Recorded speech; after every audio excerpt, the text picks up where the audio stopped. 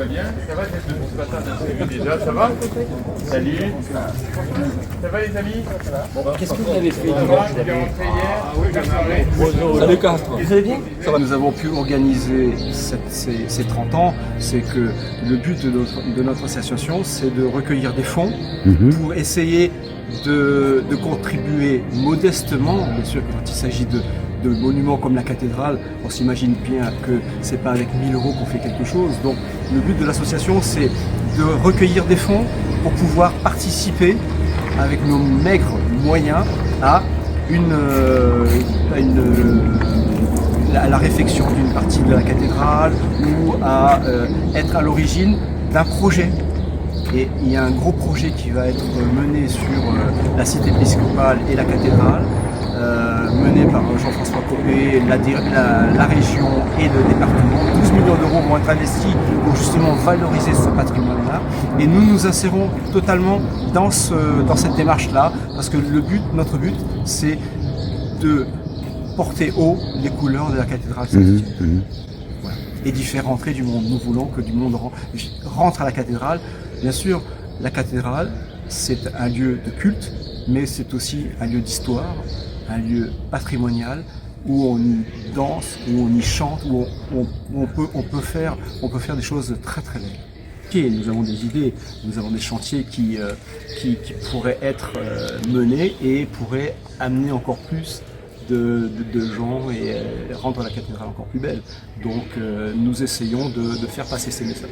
Il y a combien de membres en tout dans votre association? L'association regroupe 60 membres à peu près. Ah oui, quand même, ça fait... Il faut savoir que c'est une petite association. Notre association fait partie de la Fédération des Amis des Cathédrales.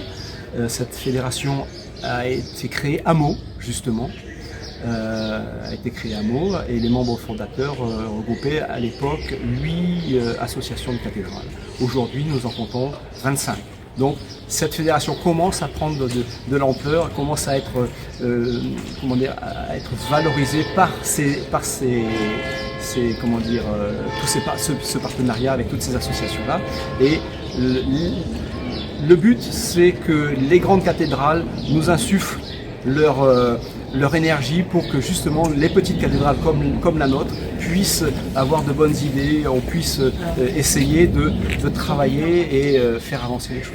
J'ai vu pendant la conférence qu'il y avait sur le tableau, il y a quand même pas mal d'associations de la cathédrale, des amis des cathédrales. Oui, alors, voilà, donc vous devez vous rencontrer certainement par le moment. Justement, aujourd'hui, ce week-end, c'était l'Assemblée Générale de la Fédération des Amis des Cathédrales, à laquelle bien sûr nous n'avons pas pu participer, mais cette fédération est très, très porteuse et je dirais que de plus en plus d'associations sont intéressées par les débats que l'on puisse y mener et puis les idées que l'on peut y trouver.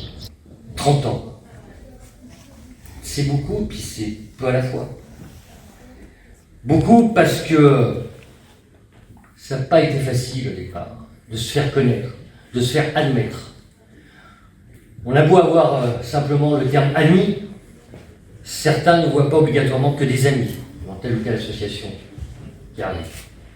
Vous avez réussi les uns les autres à vous battre pour qu'effectivement le mot ami soit accepté par tous, et on vous le doit.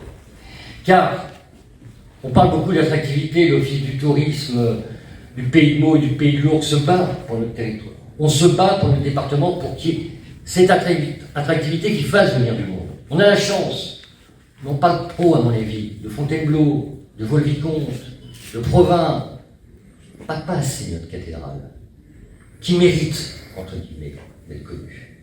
D'ailleurs, vous l'avez vu, quand le drame que nous avons connu avec Notre-Dame de Paris, d'un seul coup, des franciliens venaient voir la petite sœur, en se disant, mais c'est vrai qu'elle est belle aussi, cette cathédrale.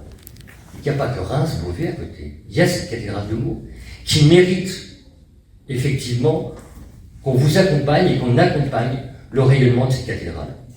C'est la raison pour laquelle je ne suis pas venu les mains vides. Vous m'avez écrit.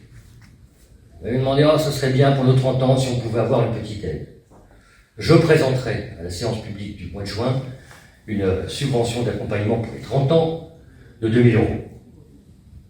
C'est normal. Vous l'avez compris, moi depuis un certain nombre d'années, j'ai pris la décision de m'engager énormément sur la valorisation de l'ensemble de ce site, parce que je souhaite que Meaux et que le pays de Meaux soit un lieu d'attractivité touristique majeur. Nous avons, avec le musée de la Grande Guerre, de plus en plus de visiteurs. Je parle sous le contrôle d'Elena, qui fait les comptes, enfin qui montre des fréquentations qui sont en explosion. D'ailleurs, on est en train de travailler l'hébergement hôtelier. Le musée de la Grande Guerre draine un nombre de visiteurs, mais considérable. On est, depuis l'ouverture, à plus d'1 million de visiteurs. J'ai tous les soirs, en me couchant, je reçois le nombre de visiteurs sur le musée de la Grande Guerre. Là, par exemple, on a fait une semaine énorme, avec un nombre très important. Donc, en réalité, cette dynamique-là, elle est engagée, elle ne s'arrêtera plus. Et en tout cas, moi, j'en suis le garant. Parce que je veux que notre ville, maintenant qu'elle est sécurisée, puisse rayonner par rapport à tout cela. Donc, le temps est venu de pouvoir valoriser ce site exceptionnel. De le faire, bien sûr, dans le cadre, pour ce qui me concerne, de la laïcité, de la loi de 1905, ça va de soi. Mais, pour reprendre la célèbre formule, des lieux aussi magiques que ceux-là, qui incarnent le patrimoine national, qui incarnent l'histoire de France, eh bien, doivent être ouverts aussi bien à ceux qui y croient qu'à ceux qui n'y croient pas, hein, pour reprendre le célèbre poème d'Aragon. Donc c'est ça, notre enjeu. Et c'est à ça qu'il faut qu'on s'attelle maintenant.